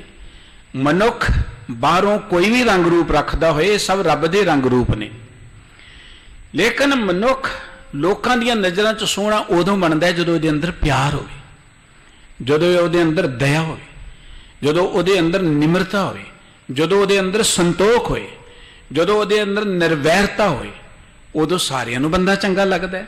ਬਹੁਤ ਸਾਰੇ ਅਵਤਾਰੀ ਲੋਕ ਹੋਏ ਨੇ, ਚੰਗੇ ਲੋਕ ਹੋਏ ਨੇ, ਜਿਹੜੇ ਬਾਹਰੋਂ ਦੇਖਣ ਨੂੰ ਸੋਹਣੇ ਨਹੀਂ ਹੈ, ਲੇਕਿਨ ਦੁਨੀਆ ਉਹਨਾਂ ਨੂੰ ਮਿਲਣ ਲਈ ਤਰਸਦੀ ਹੈ, ਕਿਉਂਕਿ ਉਹਨਾਂ ਦੇ ਅੰਦਰ ਗੁਣ ਰੱਬ ਨੇ ਇਹੋ ਜਿਹੇ ਅੰਦਰੋਂ ਇੰਨੇ ਸੋਹਣੇ ਬਣਾ ਦਿੱਤਾ ਕਿ ਦੁਨੀਆ ਉਹਨਾਂ ਨੂੰ ਮਿਲਣ ਲਈ ਤਰਸਦੀ ਹੈ। ਸ੍ਰੀ ਕ੍ਰਿਸ਼ਨ ਜੀ ਸਾਵਲੇ ਰੰਗ ਦੇ ਸਨ, ਤਾਂ ਉਹਨਾਂ ਨੂੰ ਕ੍ਰਿਸ਼ਨ ਕਿਹਾ ਜਾਂਦਾ ਹੈ, ਸਾਵਲੇ ਰੰਗ ਦੇ ਸਨ। ਲੇਕਿਨ ਤੁਸੀਂ ਉਹਨਾਂ ਦਾ ਇਤਿਹਾਸ ਪੜ੍ਹਦੇ ਹੋ ਕਿ ਦੁਨੀਆ ਕਿੰਨਾ ਪਿਆਰ ਕਰਦੀ ਸੀ ਉਹਨਾਂ ਨੂੰ। ਗੋਪੀਆਂ ਉਹਨਾਂ ਦੇ ਮਗਰ ਮਗਰ ਤੁਰੀਆਂ ਫਿਰਦੀਆਂ ਸਨ। ਉਹਨਾਂ ਦੇ ਅੰਦਰ ਕੋਈ ਗੁਣ ਸੀ, ਅੰਦਰ ਕੋਈ ਉਹਨਾਂ ਦੇ ਰੂਹਾਨੀਅਤ ਸੀ। ਇਸ ਕਰਕੇ ਸਤਿਗੁਰੂ ਸਾਹਿਬ ਜੀ ਕਹਿੰਦੇ ਨੇ ਕਿ ਜਿਹੜੇ ਬੰਦੇ ਗੁਰੂ ਕੋਲ ਨਹੀਂ ਆਏ, ਜਿਨ੍ਹਾਂ ਨੇ ਕਦੀ ਪਰਮਾਤਮਾ ਦੇ ਨਾਮ ਨੂੰ ਚੇਤੇ ਨਹੀਂ ਕੀਤਾ। ਨਾਮ ਦਾ ਅਰਥ ਹੈ ਕਿ ਅੰਦਰ ਜਿਨ੍ਹਾਂ ਦੀ ਦਇਆ ਨਹੀਂ ਆਈ, ਪਿਆਰ ਨਹੀਂ ਆਇਆ, ਸਤ ਨਹੀਂ ਆਇਆ, ਸੰਤੋਖ ਨਹੀਂ ਆਇਆ। ਮੁਖ ਤੋਂ ਵਾਹਿਗੁਰੂ ਵਾਹਿਗੁਰੂ ਜਪਣਾ, ਰੱਬ ਨੂੰ ਚੇਤੇ ਕਰਨਾ ਬਹੁਤ ਮਹਾਨ ਗੱਲ ਹੈ, ਪਰ ਰੱਬ ਨੂੰ ਚੇਤੇ ਕਰਨ ਦਾ ਅਰਥ ਹੈ ਕਿ ਰੱਬ ਵਾਲੇ ਗੁਣ ਸਾਡੇ 'ਚ ਆ ਜਾਣ। ਰੱਬ ਵਾਲੇ ਜੋ ਗੁਣ ਨੇ ਉਹ ਸਾਡੇ ਕਿਰਦਾਰ 'ਚ ਆ ਜਾਣ, ਉਹ ਹੈ ਨਾਮ ਨੂੰ ਚੇਤੇ ਕਰਨਾ। ਤੇ ਜਿਨ੍ਹਾਂ ਨੇ ਕਦੀ ਰੱਬ ਦੇ ਇਹਨਾਂ ਨਾਮਾਂ ਨੂੰ ਚੇਤੇ ਹੀ ਨਹੀਂ ਕੀਤਾ, ਸਤਿਗੁਰੂ ਸਾਹਿਬ ਜੀ ਕਹਿੰਦੇ ਤਿੰਨ ਨੱਕ ਕਾਟੇ ਸਿਰਜਣਹਾਰੀ। ਉਹਨਾਂ ਦੀ ਕੋਈ ਸ਼ੋਭਾ ਨਹੀਂ ਬਣਦੀ। ਸਿਰਜਣਹਾਰ ਪ੍ਰਮਾਤਮਾ ਨੇ ਉਹਨਾਂ ਦਾ ਨੱਕ ਕੱਟ ਦਿੱਤਾ। ਨੱਕ ਕੱਟ ਦਾ ਅਰਥ ਹੈ ਕਿ ਉਹਨਾਂ ਦੀ ਬੇਇੱਜ਼ਤੀ ਹੋ ਗਈ, ਉਹਨਾਂ ਦੀ ਕੋਈ ਵਡਿਆਈ ਨਹੀਂ, ਉਹ ਕਰੂਪ ਹੁੰਦੇ ਨੇ। ਸਾਹਿਬ ਸ੍ਰੀ ਗੁਰੂ ਗ੍ਰੰਥ ਸਾਹਿਬ ਜੀ ਮਹਾਰਾਜ ਅੰਦਰ ਗੁਰੂ ਸਾਹਿਬ ਜੀ ਦੇ ਅੰਮ੍ਰਿਤ ਬਚਨ ਦੇਵ ਗੰਧਾਰੀ ਅੰਦਰ ਹਰ ਕੇ ਨਾਮ ਬਿਨਾ ਹੈ ਨਕਟੀ, ਜਿਉ ਬੇਸਵਾ ਕਰਪੂਤ ਜਮਤ ਹੈ ਤਿਸ ਨਾਮ ਪਰਿਓ ਹੈ ਤਰਕਟੀ। ਵਾਹਿਗੁਰੂ ਜੀ ਦੇ ਪਿਆਰ ਤੋਂ ਬਿਨਾ ਜੋ ਬੰਦਾ ਹੈ ਉਹ ਨਕਟੀ ਹੈ। ਨਕਟੀ ਦਾ ਅਰਥ ਹੈ ਕਿ ਨੱਕ ਕੱਟਿਆ ਹੈ, ਉਹਦੀ ਕੋਈ ਸ਼ੋਭਾ ਨਹੀਂ ਹੈ, ਉਹਦੀ ਕੋਈ ਸੁੰਦਰਤਾ ਨਹੀਂ ਹੈ। ਜਿਉ ਵੇਸਵਾ ਕੇ ਕਰਪੂਤ ਜਮਤ ਹੈ, ਵੇਸਵਾ ਦੇ ਘਰ ਬੱਚਾ ਜੰਮ ਪਏ, ਤਿਸ ਨਾਮ ਪਰਿਓ ਹੈ ਤਰਕਟੀ। ਉਹਨੂੰ ਤ੍ਰਿਕਾਰਿਆ ਹੋਇਆ ਕਹਿੰਦੇ ਨੇ। ਉਹ ਕਿਹੜੇ ਬਾਪ ਦਾ ਨਾਂ ਰੱਖੇਗਾ? ਤਿਸ ਨਾਮ ਪਰਿਓ ਹੈ ਤਰਕਟੀ। ਇਸ ਕਰਕੇ ਸਤਿਗੁਰੂ ਸਾਹਿਬ ਜੀ ਕਹਿੰਦੇ ਨੇ ਕਿ ਜਿਹੜੇ ਵਾਹਿਗੁਰੂ ਨਾਲੋਂ ਟੁੱਟ ਗਏ, ਤਿੰਨ ਨੱਕ ਕਾਟੇ ਸਿਰਜਣਹਾਰੀ, ਉਹ ਨੱਕ ਕੱਟੇ ਲੋਕ ਨੇ। ਰੱਬ ਦੀਆਂ ਨਜ਼ਰਾਂ 'ਚ ਉਹਨਾਂ ਨੂੰ ਕੋਈ ਸਤਿਕਾਰ, ਉਹਨਾਂ ਨੂੰ ਕੋਈ ਮਾਣ ਨਹੀਂ ਮਿਲਦਾ। ਤੇ ਜਿਹੜਾ ਰੱਬ ਦੀਆਂ ਨਜ਼ਰਾਂ 'ਚ ਪ੍ਰਵਾਨ ਨਹੀਂ, ਦੁਨੀਆ ਉਹਨੂੰ ਮਾਣ ਕਿੱਥੇ ਦੇਵੇਗੀ? ਜੋ ਹਰ ਕਾ ਪਿਆਰਾ ਸੋ ਸਭਨਾ ਕਾ ਪਿਆਰਾ। ਜਿਹੜਾ ਰੱਬ ਦੀਆਂ ਨਜ਼ਰਾਂ 'ਚ ਪਿਆਰ ਲੈ ਗਿਆ, ਉਹ ਸਾਰੀ ਦੁਨੀਆ ਦਾ ਪਿਆਰਾ ਬਣ ਜਾਂਦਾ ਹੈ। ਦੁਨੀਆ ਉਹਨਾਂ ਦੇ ਦਰਸ਼ਨਾਂ ਨੂੰ ਤਰਸਦੀ ਹੈ, ਪਰ ਜਿਹੜਾ ਰੱਬ ਦੀਆਂ ਨਜ਼ਰਾਂ 'ਚੋਂ ਹੀ ਦੇਖ ਗਿਆ, ਉਹ ਦੁਨੀਆ 'ਚ ਮਾਣ ਕਿੱਥੇ ਪ੍ਰਾਪਤ ਕਰੇਗਾ? ਸਾਹਿਬ ਜੀ ਨੇ ਬਚਨ ਕਹੇ ਕਿ ਤੇ ਨਰ ਨਿੰਦਕ ਸੋਭ ਨ ਪਾਵੈ, ਤਿੰਨ ਨੱਕ ਕਾਟੇ ਸਿਰਜਣਹਾਰੀ। ਹਰ ਆਪ ਬੁਲਾਵੇ ਆਪੇ ਬੋਲੇ, ਹਰੇ ਆਪ ਨਿਰੰਜਨ ਨਿਰੰਕਾਰ ਨਿਰਾਹਾਰੀ। ਸਤਿਗੁਰੂ ਗੁਰੂ ਰਾਮਦਾਸ ਜੀ ਮਹਾਰਾਜ ਅਖੀਰਲੀਆਂ ਪੰਕਤੀਆਂ 'ਚ ਕਹਿ ਰਹੇ ਨੇ ਕਿ ਦੇਖੋ, ਇਹ ਵਾਹਿਗੁਰੂ ਜੀ ਨੇ ਆਪ ਹੀ ਪਈ ਸਾਨੂੰ ਬਣਾਇਆ, ਸਾਡੇ ਮੁਖ ਤੋਂ ਆਪ ਹੀ ਉਹ ਬੋਲ ਬੁਲਾਉਂਦਾ ਹੈ। ਇਵੇਂ ਕਹਿ ਲਓ ਕਿ ਸਾਡੇ ਅੰਦਰ ਬੈਠ ਕੇ ਬੋਲਦਾ ਵੀ ਉਹ ਆਪ ਹੀ ਹੈ। ਉਹ ਵਾਹਿਗੁਰੂ ਜੀ ਜਿਹੜਾ ਨਿਰੰਜਨ, ਨਿਰੰਜਨ ਦਾ ਅਰਥ ਹੁੰਦਾ ਜਿਹਦੇ ਤੇ ਮਾਇਆ ਦੀ ਕਾਲਖ ਦਾ ਕੋਈ ਅਸਰ ਨਹੀਂ ਹੈ। ਉਹ ਵਾਹਿਗੁਰੂ ਜਿਹੜਾ ਨਿਰੰਕਾਰ, ਜਿਹਦਾ ਕੋਈ ਆਕਾਰ ਨਹੀਂ ਹੈ, ਆਕਾਰ ਤੋਂ ਰਹਿਤ ਹੈ ਜਿਹੜਾ। ਨਿਰਾਹਾਰੀ, ਉਹ ਵਾਹਿਗੁਰੂ ਜਿਹਨੂੰ ਕੋਈ ਭੁੱਖ ਨਹੀਂ ਲੱਗਦੀ ਕਿਸੇ ਤਰ੍ਹਾਂ ਦੀ, ਆਹਾਰ ਦੀ ਜਿਹਨੂੰ ਕੋਈ ਲੋੜ ਨਹੀਂ ਹੈ। ਅਸੀਂ ਰੱਬ ਨੂੰ ਆਪਣੇ ਵਰਗਾ ਹੀ ਸਮਝਿਆ ਹੋਇਆ, ਕਿਉਂਕਿ ਜਿਹੋ ਜੀ ਸਾਡੀ ਆਪਣੀ ਸੁਰਤ ਹੈ, ਅਸੀਂ ਉਹ ਜਿਹਾ ਰੱਬ ਨੂੰ ਸਮਝ ਲੈਂਦੇ, ਉਹ ਜਿਹਾ ਗੁਰੂ ਨੂੰ ਸਮਝ ਲੈਂਦੇ ਹਾਂ। ਸਾਨੂੰ ਭੁੱਖ ਲੱਗਦੀ ਸੀ, ਕਹਿੰਦੇ ਰੱਬ ਨੂੰ ਵੀ ਭੁੱਖ ਲੱਗਣੀ, ਥਾਲੀ ਲਿਆਓ, ਪਹਿਲਾਂ ਰੱਬ ਨੂੰ ਹੀ ਭੋਗ ਲਗਾ ਲਓ। ਗੁਰਮਤਿ ਕਹਿੰਦੀ ਰੱਬ ਨਿਰਾਹਾਰੀ ਹੈ, ਰੱਬ ਨੂੰ ਇਹਨਾਂ ਚੀਜ਼ਾਂ ਦੀ ਲੋੜ ਨਹੀਂ। ਇਹ ਚੀਜ਼ਾਂ ਸਾਡੇ ਪੰਜ ਭੂਤਕ ਸਰੀਰ ਨੂੰ ਲੋੜ ਹੈ। ਪੰਜ ਭੂਤਕ ਸਰੀਰ ਨੂੰ ਪੰਜ ਭੂਤਕ ਖੁਰਾਕ ਦੀ ਲੋੜ ਹੈ। ਇਹ ਜਿਉਂਦੇ ਸਰੀਰ ਨੂੰ ਇਹਨਾਂ ਪਦਾਰਥਾਂ ਦੀ ਲੋੜ ਹੈ। ਹੁਣ ਤੁਸੀਂ ਕਹੋ ਜੀ ਹੁਣ ਗੁਰੂ ਗ੍ਰੰਥ ਸਾਹਿਬ ਜੀ ਨੂੰ ਭੋਗ ਲਗਾਉਣਾ, ਲਿਆਓ ਥਾਲੀ ਭਰ ਕੇ, ਇਹ ਤੇ ਅਰਦਾਸ ਲਈ ਪ੍ਰਵਾਨਗੀ ਲਈ ਹੋ ਸਕਦੀ ਹੈ ਅਰਦਾਸ। ਪਰ ਜੇ ਕੋਈ ਕਹੇ ਜੀ ਭੋਗ ਲੱਗੇਗਾ, ਗੁਰਬਾਣੀ ਕਹਿੰਦੀ ਪ੍ਰਮਾਤਮਾ ਤੇ ਨਿਰਾਹਾਰੀ ਹੈ। परमात्मा निराहारी है। परमात्मा ਨੂੰ ਕਿਸੇ ਆਹਾਰ ਦੀ ਲੋੜ ਨਹੀਂ ਹੈ। ਨਿਰੰਕਾਰ ਨੂੰ ਆਹਾਰ ਦੀ ਲੋੜ ਨਹੀਂ, ਗੁਰੂ ਨੂੰ ਆਹਾਰ ਦੀ ਲੋੜ ਨਹੀਂ। ਗੁਰੂ ਤੇ ਗਿਆਨ ਸਰੂਪ ਹੈ ਸਾਡਾ। ਇਸ ਕਰਕੇ ਸਤਿਗੁਰੂ ਸਾਹਿਬ ਜੀ ਕਹਿੰਦੇ ਨੇ ਉਹ ਪ੍ਰਮਾਤਮਾ ਜਿਹੜਾ ਨਿਰਾਹਾਰੀ ਹੈ, ਉਹ ਪ੍ਰਮਾਤਮਾ ਜਿਹੜਾ ਨਿਰੰਕਾਰ ਹੈ, ਉਹ ਪ੍ਰਮਾਤਮਾ ਜਿਹੜਾ ਨਿਰਅੰਜਨ ਮਾਇਆ ਦੀ ਕਾਲਖ ਤੋਂ ਰਹਿਤ ਹੈ, ਉਹ ਪ੍ਰਮਾਤਮਾ ਹੀ ਸਾਡੇ ਮੁਖ ਤੋਂ ਬੋਲ ਕਢਾ ਰਿਹਾ, ਸਾਡੇ ਅੰਦਰ ਬੈਠਾ ਉਹ ਆਪ ਬੋਲ ਰਿਹਾ। ਆਪੇ ਰਸੀਆ ਆਪ ਰਸ ਆਪੇ ਰਾਵਣ ਹਾਰ। ਉਹ ਆਪ ਹੀ ਜਿਵੇਂ ਫਲ ਦੇ ਅੰਦਰ ਰਸ ਬਣ ਕੇ ਬੈਠਾ ਤੇ ਆਪ ਹੀ ਉਸ ਫਲ ਦੇ ਰਸ ਨੂੰ ਮੰਨਣ ਵਾਲਾ ਹੈ। ਭਾਵ ਕਿ ਸਾਰੇ ਥਾਵਾਂ ਤੇ ਆਪੇ ਪਰਮਾਤਮਾ ਬੈਠਾ ਹੈ। ਹਰ ਜਿਸ ਤੂੰ ਮੇਲੇ ਸੋ ਤੁਧ ਮਿਲ ਸੀ, ਜਨ ਨਾਨਕ ਕਿਆ ਇਹ ਜੰਤ ਵਿਚਾਰੀ। ਗੁਰੂ ਸਾਹਿਬ ਜੀ ਦੀ ਇਹ ਵਡਿਆਈ ਹੈ। ਸਤਿਗੁਰੂ ਜੀ ਨੇ ਸਾਨੂੰ ਮਹਾਨ ਗਿਆਨ ਦੇਣ ਤੋਂ ਬਾਅਦ ਫਿਰ ਸਾਨੂੰ ਸਾਡੇ ਸਤਿਗੁਰੂ ਜੀ ਨੇ ਬੜੇ ਨਿਰਮਾਣ ਬਚਨ ਕੇ, ਦੇਖੋ ਗੁਰੂ ਗ੍ਰੰਥ ਸਾਹਿਬ ਜੀ ਮਹਾਰਾਜ ਦੀ ਸੰਪਾਦਨਾ ਕੋਈ ਮਾਮੂਲੀ ਕਾਰਜ ਨਹੀਂ, ਕਿੱਡਾ ਵੱਡਾ ਮਹਾਨ ਕਾਰਜ ਹੈ। ਇੱਕ ਆਮ ਆਪਾਂ ਕੋਈ ਛੋਟੀ ਜਿਹੀ ਕਿਤਾਬ ਹੀ ਲਿਖਣੀ ਹੋਏ ਤੇ ਕਿੰਨਾ ਟਾਈਮ ਲੱਗਦਾ। ਜੇ ਕੋਈ ਲਿਖ ਲੇ ਤੇ ਉਹ ਆਪਣੇ ਸਾਰੇ ਪਰਿਵਾਰ ਦੇ ਸੋਲੇ ਗਾਈ ਜਾਏਗਾ, ਸੱਜਣਾ ਮਿੱਤਰਾਂ ਦੇ ਜਿੰਨੇ 4 ਪੈਸੇ ਦਿੱਤੇ ਉਹਨਾਂ ਦੇ ਵੀ ਗੀਤ ਗਾਈ ਜਾਏਗਾ। ਕਿਤਾਬਾਂ ਕਿੰਨੀਆਂ ਸਾਰੀ ਨਾਵਾਂ ਦੇ ਨਾਲ ਭਰੀਆਂ ਹੁੰਦੀਆਂ ਨੇ। ਗੁਰੂ ਗ੍ਰੰਥ ਸਾਹਿਬ ਜੀ ਦੀ ਪਵਿੱਤਰ ਬਾਣੀ ਏਡੇ ਵੱਡੇ ਆਕਾਰ ਵਿੱਚ, ਗੁਰੂ ਗ੍ਰੰਥ ਸਾਹਿਬ ਜੀ ਦੀ ਬਾਣੀ ਸਾਹਿਤਕ ਪੱਖ ਤੋਂ ਵੱਡਮੁੱਲਾ ਖਜ਼ਾਨਾ, ਗੁਰੂ ਗ੍ਰੰਥ ਸਾਹਿਬ ਜੀ ਦੀ ਬਾਣੀ ਸੰਗੀਤਕ ਪੱਖ ਤੋਂ ਬਹੁਤ ਮਹਾਨ ਭੰਡਾਰ, ਗੁਰੂ ਗ੍ਰੰਥ ਸਾਹਿਬ ਜੀ ਦੀ ਬਾਣੀ ਰੂਹਾਨੀਅਤ ਦੇ ਪੱਖ ਤੋਂ ਆਪਣੇ ਆਪ 'ਚ ਇੱਕ ਮਿਸਾਲ ਹੈ। ਗੁਰਬਾਣੀ ਦੇ ਕਿੰਨੇ ਮਹਾਨ ਉੱਤਮ ਬਚਨ ਜਿਹੜੇ ਸਾਡੀ ਰੂਹ ਨੂੰ ਟੁੰਬਦੇ ਨੇ, ਜਿਹੜੀ ਸਾਡੀ ਸੁਰਤ ਨੂੰ ਪ੍ਰਮਾਤਮਾ 'ਚ ਲਿਵਲੀਨ ਕਰਦੇ ਨੇ, ਜਿਹੜੇ ਸਮੁੱਚੀ ਮਾਨਵਤਾ ਦੀ ਭਲੇ ਦੀ, ਮਾਨਵਤਾ ਦੇ ਉਧਾਰ ਦੀ ਗੱਲ ਕਰਦੇ ਨੇ।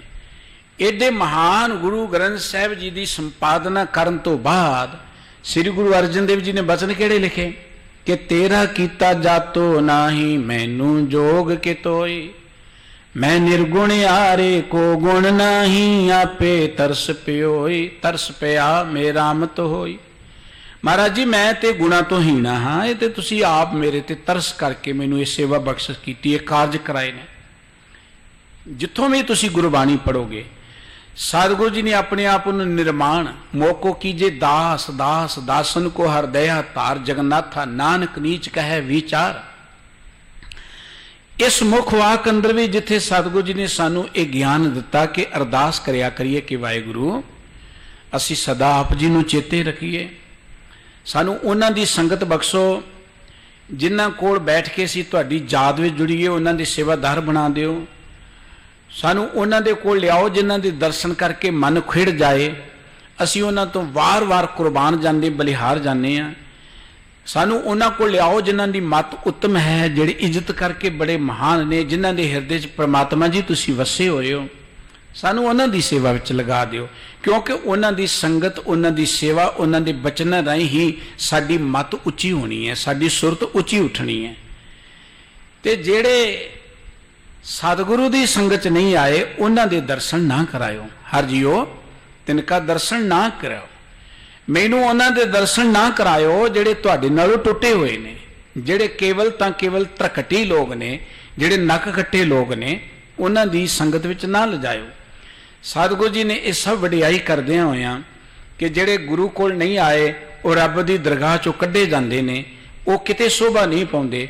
ਵਾਹਿਗੁਰੂ ਜੀ ਦੇ ਦਰ ਤੇ ਉਹਨਾਂ ਨੂੰ ਮਾਣ ਮਿਲਦਾ ਜਿਹੜੇ ਸਤ ਸੰਗਤ ਨਾਲ ਜੁੜੇ ਨੇ, ਵਾਹਿਗੁਰੂ ਜੀ ਦੇ ਪਿਆਰ ਵਿੱਚ ਜੁੜੇ ਨੇ। ਅਖੀਰ ਤੇ ਸਤਿਗੁਰੂ ਜੀ ਨੇ ਗੱਲ ਕੀ ਕਿ ਵਾਹਿਗੁਰੂ ਆਪ ਹੀ ਬਖਸ਼ਿਸ਼ ਕਰਦਾ ਹੈ। ਭਾਈ ਸਾਡੇ ਅੰਦਰ ਬੈਠ ਕੇ ਸਾਨੂੰ ਚੰਗੀ ਪ੍ਰੇਰਣਾ ਕਰਦਾ ਹੈ।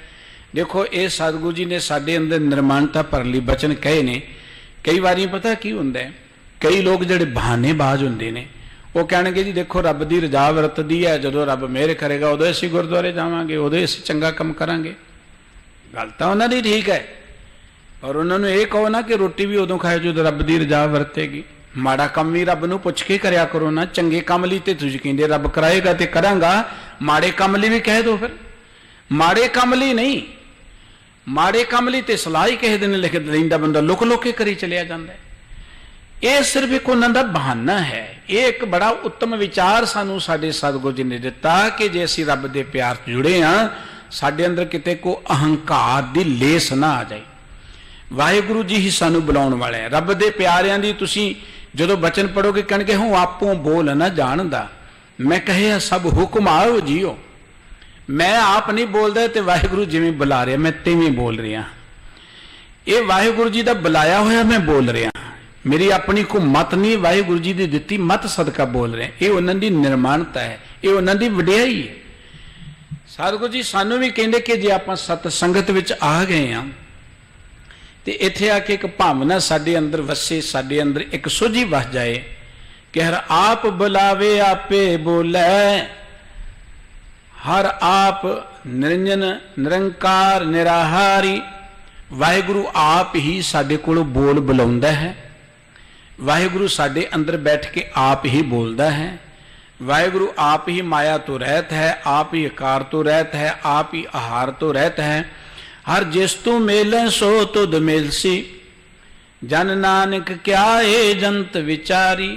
धन गुरु रामदास जी कहते कि ये जीव जे के ना कि अपनी जतन दे नाल मैं मिल लवां, नहीं मिल सकता। अपन लिया जे मिले विछड़ क्यों रोवन। जे असी अपने जतन नाल रब नूं मिलदे होईए ते असी मुड़ के जिंदगी च विछड़ीए क्यों, असी दुखी क्यों होईए, दुखां च क्यों ग्रस्त होईए। जदों भी मिलना है वाहिगुरु जी की बख्शिश सदका मिलना है। पर वाहिगुरु जी की बख्शिश दे असी पात्र बन सकीए उहदे लई ते सानू गुरु दे कोल आउणा पएगा। देखो असी संगत तो वांझे रह के इस पद्धर ते पहुंच गए कि असी रब दी मेहर दे पात्र नहीं बन सकते। रब दी मेहर, रब तां सारियां ते कृपा दृष्टि करना चाहुंदा है। रब तां सारियां ते इक्को जी दृष्टि करदा है। जिवें सूरज दा सुभाਅ है, सूरज सारियां नूं चानण दे रिहा है, पर जिहड़े अंदर मेरे वर्गे लुक के बैठ जाणगे सूरज उन्हां नूं की करेगा। सूरज दा चानण सारियां लई है, किसी नाल वितकरा नहीं है। जिहड़े बाहर आउणगे उन्हां नूं मिलेगा, पर जिहड़े लुक गए उन्हां नूं नहीं। इसे तरीके नाल परमात्मा मेहरबान है, सारियां ते दया दृष्टि करदा है, हर किसी नूं अपने च लिवलीन करना चाहुंदा है। पर जिहड़े होना ही नहीं चाहुंदे, जिहड़े जिंदगी च बुराइयां नाल जुड़ गए, जिहड़े सत संगत नालों टुट गए। देखो वाहिगुरु जी ने सानू जिंदगी दिती है, सुतंत्रता भी दिती है। अखां दित्तियां ने, कन दिते ने, रसना दिती है, पैर दिते ने, हथ दिते ने। सानू अधिकार दिता है कि इहनूं जिवें तुसीं मर्जी वरतो। रब किसी दे अधिकार नूं दबाउंदा नहीं है। रब ने सुतंत्रता दिती है। अखां तुहाडीआं जो मर्जी देखो, पर देखो जो मर्जी, पर कुदरत दा इक नहीं, जो देखोगे असर उही तुहाडे ते पैणा। तुसीं देखोगे बुरीआं गल्लां, कहो जी मेरा मन हुण टिक जे रब वाले बन्ने लग जे, तां नहीं लगना। कन्नां नाल जो सुनोगे उहदा फल तुहानूं मिलना। देखो जो मर्जी, सुनो जो मर्जी, तुहाडी मर्जी है। परमात्मा ने सब कुछ बनाया धरती ते, चंगा सुनना सुनी जाओ, माड़ा सुनना सुनी जाओ। इत्थे सुतंत्र, यही तो एक इम्तिहान है ना जिंदगी का। जिंदगी का एक इम्तिहान है। मास्टर ने पढ़ा दिता, मास्टर ने गाइड कर दिता। हुण इम्तिहान च लिखना तुसी जो मर्जी लिखो, पर जो लिखोगे नंबर उहदे मुताबिक ही मिलने ने। पास फेल उहदे मुताबिक होगे तुसी। जिंदगी सानू वाहिगुरु ने दे दिती, धरती ते बेअंत सुख दे दिते, खाण पीण पहनण दे, रहण दे, सोहणे घर बार दे दिते। सानू जिंदगी अंदर चंगे पासे लंघण लई सत संगत दे दिती, गुरबाणी देती, धर्म ग्रंथ दे दिते, धार्मिक लोक दे दिते। हुण जे असीं जिंदगी अंदर चंगी गल सुणीए ही ना, चंगे पासे जाण दा यतन ना करिए, फिर कही जी रब साडे ते मेहर ही नहीं करदा। रब मेहर सारियां ते करदा है। असीं रब दी मेहर दे पात्र नहीं बन रहे। मीह पैंदा है, जिहड़ा भांडा सीधा होएगा पानी ते ओह जी इकट्ठा होएगा, दूजे तो ते रिड़ जाएगा। साडे हिरदे दा भांडा पुठा पिया है, इहनूं सीधा करने सत संगत विच आके। अज दे समय च असीं सोच लिया कि सत संगत एक वाधू जी गल ही है, चलो कोई गल नहीं, बाट घरे बैठ के कर लांगे, चंगी गल है भाई, घरे बैठ के करो पाठ। पर सत संगत तो बिना साडा मन जिहड़ा है वह उच्चा उठ नहीं सकना, टिक सकना ही नहीं है।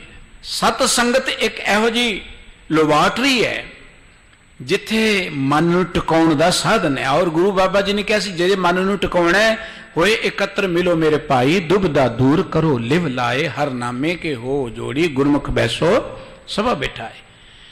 ਇੱਥੇ ਆ ਕੇ ਲਿਵ ਨਾਲ ਜੁੜਨਾ। ਜਿਹੜਾ ਸਤ ਸੰਗਤ ਵਿੱਚ ਜੁੜਨ ਦਾ ਅਭਿਆਸ ਕਰ ਲਏ ਉਹ ਫਿਰ ਕੰਮ ਕਰਦਿਆਂ ਵੀ ਜੁੜਿਆ ਹੀ ਰਹਿੰਦਾ। ਜਿਹੜਾ ਸਤ ਸੰਗਤ ਵਿੱਚ ਨਹੀਂ ਜੁੜ ਸਕਿਆ ਉਹ ਕਿਤੇ ਵੀ ਨਹੀਂ ਜੁੜ ਸਕੇਗਾ। ਆਪਣੇ 100 ਯਤਨ ਕਰ ਲਏ, ਅੱਖਾਂ ਮੀਟੀ ਜਾਏ, ਭੋਰਿਆਂ 'ਚ ਬੈਠੀ ਜਾਏ, ਜੋ ਮਰਜ਼ੀ ਕਰੀ ਜਾਏ, WhatsApp ਤੇ ਬੈਠਾ ਰਹੇ ਸਾਰਾ ਦਿਨ, ਜੇ ਮੈਂ ਕੀਰਤਨ ਸੁਣਦਾ ਚੰਗੀ ਗੱਲ ਹੈ, ਲੇਕਿਨ ਜਿੱਥੋਂ ਤੱਕ ਮਨ ਨੂੰ ਟਿਕਾਉਣ ਦੀ ਗੱਲ ਹੈ, ਮਨ ਨੂੰ ਰੱਬ ਵਾਲੇ ਬੰਨੇ ਲਗਾਉਣ ਦੀ ਗੱਲ ਹੈ, ਉਹਦੇ ਲਈ ਸਾਡੇ ਗੁਰੂ ਸਾਹਿਬ ਜੀ ਨੇ ਸਾਨੂੰ ਸਤ ਸੰਗਤ ਦਿੱਤੀ ਹੈ। ਤੇ ਗੁਰੂ ਰਾਮਦਾਸ ਜੀ ਨੇ ਉਚੇਚੇ ਤੌਰ ਤੇ ਕਿਹਾ, ਮਹਾਰਾਜ ਅਸੀਂ ਵਿਚਾਰੇ ਜੀਵ ਕੀ ਹੈ, ਸਾਡੇ ਤੁਸੀਂ ਕਿਰਪਾ ਕਰੋ, ਸਾਨੂੰ ਸਤ ਸੰਗਤ ਵਿੱਚ ਲਿਆਓ, ਸਾਡੇ ਤੇ ਮਿਹਰ ਕਰੋ, ਸਾਨੂੰ ਰੱਬੀ ਪਿਆਰਿਆਂ ਦੀ ਸੰਗਤ ਬਖਸ਼ਿਸ਼ ਕਰੋ, ਤਾਂ ਕਿ ਇਸ ਸੰਗਤ ਵਿੱਚ ਆ ਕੇ ਸਾਡੇ ਅੰਦਰ ਵੀ ਚਾਓ ਜਾਗੇ, ਸਾਡੀ ਮੱਤ ਵੀ ਉੱਚੀ ਉੱਠੇ, ਅਸੀਂ ਵੀ ਔਗਣਾ ਬੁਰਾਈਆਂ ਤੋਂ ਬਚ ਸਕੇ। ਦੇਖੋ ਆਪਾਂ ਜਿੰਨਾ ਚਿਰ ਗੁਰੂ ਕੋਲ ਬੈਠੇ ਹਾਂ, ਕੁਝ ਚਿਰ ਵੀ ਬੈਠੇ ਹਾਂ, ਇੰਨਾ ਚਿਰ ਬਾਹਰਲੀ ਚੁਗਲੀ ਨਿੰਦਿਆ ਤੋਂ ਤੇ ਬਚ ਗਏ ਨਾ, ਆਪਾਂ ਇੰਨਾ ਚਿਰ ਬਾਹਰਲੇ ਵਾਤਾਵਰਣ ਦੇ ਪ੍ਰਭਾਵ ਤੋਂ ਤੇ ਬਚ ਗਏ ਨਾ। ਇਦਾਂ ਸਹਿਜੇ ਸਹਿਜੇ ਰੋਜ਼ ਜਦੋਂ ਸਤ ਸੰਗਤ ਨਾਲ ਆਪਾਂ ਮਨ ਨੂੰ ਜੋੜਾਂਗੇ ਸਾਨੂੰ ਆਨੰਦ ਆਏਗਾ, ਮਨ ਸਾਡਾ ਰੱਬ ਵਾਲੇ ਬੰਨੇ ਆਪਣੇ ਆਪ ਹੀ ਉੱਚਾ ਉੱਠ ਜਾਏਗਾ। ਸਤਿਗੁਰੂ ਜੀ ਮਿਹਰ ਕਰਨ, ਗੁਰੂ ਰਾਮਦਾਸ ਜੀ ਦੇ ਇਹ ਪਾਵਨ ਬਚਨ ਕਿ ਵਾਹਿਗੁਰੂ ਜੀ ਸਾਡੇ ਤੇ ਕਿਰਪਾ ਕਰੋ, ਜਿਹੜੇ ਤੁਹਾਡੇ ਪਿਆਰ 'ਚ ਜੁੜੇ ਨੇ ਉਹਨਾਂ ਦੀ ਸੇਵਾ ਬਖਸ਼ੋ, ਉਹਨਾਂ ਦੀ ਸੰਗਤ ਬਖਸ਼ੋ, ਤਾਂ ਕਿ ਉਹਨਾਂ ਦੇ ਦਰਸ਼ਨ ਦੀਦਾਰ ਕਰਕੇ, ਉਹਨਾਂ ਦੇ ਬਚਨ ਸੁਣ ਕੇ ਸਾਡਾ ਮਨ ਵੀ ਖਿੜ ਜਾਏ, ਸਾਡੀ ਮਤ ਵੀ ਉੱਤਮ ਹੋ ਜਾਏ। ਇਹ ਬਚਨ ਸਾਡੇ ਹਿਰਦੇ 'ਚ ਵਸਣ। ਇੰਨੀਆਂ ਬੇਨਤੀਆਂ ਪ੍ਰਵਾਨ ਕਰਨੀਆਂ, ਭੁੱਲਾਂ ਚੁੱਕਣ ਦੀ ਖਿਮਾ ਜੀਓ। ਸਤਿਗੁਰੂ ਸਾਰਿਆਂ ਨੂੰ ਆਪਣੇ ਦਰੋਂ ਕਰੋ ਨਾਮ ਬਾਣੀ ਦਾ ਪਿਆਰ ਬਖਸ਼ ਕੇ ਕਰਤਾਰ ਕਰਨ। ਪਿਆਰ ਅਦਬ ਸਾਹਿਬ ਸਾਰੇ ਹੀ ਪ੍ਰਵਾਨ ਕਰੋ। ਵਾਹਿਗੁਰੂ ਜੀ ਕਾ ਖਾਲਸਾ, ਵਾਹਿਗੁਰੂ ਜੀ ਕੀ ਫਤਿਹ।